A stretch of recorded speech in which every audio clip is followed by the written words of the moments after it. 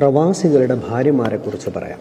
ഒരുമിച്ച് ജീവിക്കണമെന്ന് ആഗ്രഹിച്ചു തുടങ്ങുമ്പോൾ തന്നെ രണ്ട് ദിക്കിലായി പോയ മനുഷ്യരെ പറ്റി നിങ്ങൾ ആലോചിച്ചിട്ടുണ്ടോ? 2 വർഷം കൂടുമ്പോൾ നാട്ടിലേക്ക് വന്ന് 2-3 മാസം കഴിഞ്ഞ് തൻ്റെ ഭർത്താവ് വീണ്ടും 2 കൊല്ലത്തേക്ക് മറ്റൊരു നാട്ടിലേക്ക് പോകുമ്പോൾ ഒരു പെണ്ണ് അനുഭവിക്കുന്ന രോദനത്തെപ്പറ്റി നിങ്ങൾ ആലോചിച്ചിട്ടുണ്ടോ? ഭർത്താവിൻ്റെ വീട്ടിൽ അല്ലെങ്കിൽ മറ്റൊരു വീട്ടിൽ ഒറ്റയ്ക്ക് ജീവിക്കേണ്ടി വരുന്ന അനേകായിരം ലക്ഷക്കണക്കിന് സ്ത്രീകളുടെ മാനസിക വ്യഥയെപ്പറ്റി നിങ്ങൾ ചിന്തിച്ചിട്ടുണ്ടോ? നാട്ടിൽ ഭാര്യയോടൊപ്പം ഭർത്താവിനോടൊപ്പം സുഖസുന്ദരമായി ജീവിക്കുന്ന മനുഷ്യർക്ക് ജീവിച്ചു തുടങ്ങുമ്പോൾ തന്നെ 2 നാടുകളിലായി പോകേണ്ടി വന്ന മനുഷ്യരുടെ വേദന പെട്ടെന്ന് ചിലപ്പോൾ മനസ്സിലാക്കാൻ കഴിയില്ല. മാസങ്ങളോളം വർഷങ്ങളോളം പരസ്പരം നേരിട്ട് കാണാതെ 10-20 വർഷങ്ങൾക്ക് മുമ്പ് സ്മാർട്ട് ഫോൺ വരുന്നതിന് മുമ്പ് 3-4 വർഷം ഗൾഫിലുള്ള പ്രവാസിയായ ഭർത്താവിനെ കത്തുകളിലൂടെ സംസാരിച്ചുകൊണ്ടിരുന്ന ലക്ഷക്കണക്കിന് പെണ്ണുങ്ങളെ പറ്റി നിങ്ങൾ ആലോചിക്കാറുണ്ടോ? എത്ര കഠിനമായ വേദനയായിരിക്കും അത്. പ്രവാസികളുടെ ഭാര്യ, നിനക്ക് മക്കളെവിടെയില്ലേ, നിനക്ക് മാതാപിതാക്കളില്ലേ, അമ്മായിയുമ്മയില്ലേ, ഒരുപാട് ആളുകളില്ലേ